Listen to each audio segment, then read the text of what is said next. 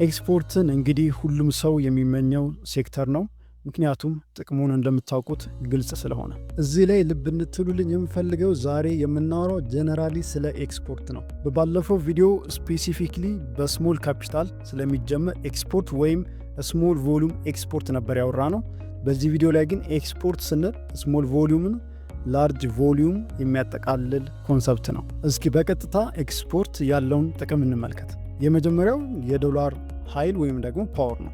ዶላር ካፒታላችሁን ወይም ደግሞ ንብረታችሁን ከኢንፍሌሽን ወይም ደግሞ ከዋጋ ንረት ይጠብቅላችኋል። ይህ ማለት ኢንፍሌሽን ሲጨምር ወይም ደግሞ የዋጋ ንረት ሲጨምር የእናንተ ካፒታል ወይም ደግሞ ገቢ አይቀንስም ማለት ነው። ምክንያቱም እርን እያረጋችሁ ያላችሁት በዶላር እንጂ በብር አይደለም። ሁለተኛው ደግሞ ለማደግ በጣም ሰፊ እድል አላችሁ። እንደምታውቁት የሀገር ውስጥ ገበያ ገደብ አለው ወይም ጣሪያ አለው። የውጭ ሀገር ገበያ ግን ምንም አይነት ገደብ የለውም። በጣም ብዙ ኦፖርቹኒቲ አላችሁ።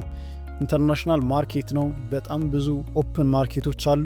የፈለጋችሁትን ማርኬት ኤክስፕሎር እያደረጋችሁ መቀላቀል ትችላላችሁ። ይህ ደግሞ ለማደግ አንሊሚትድ ኦፖርቹኒቲ ይሰጣችኋል።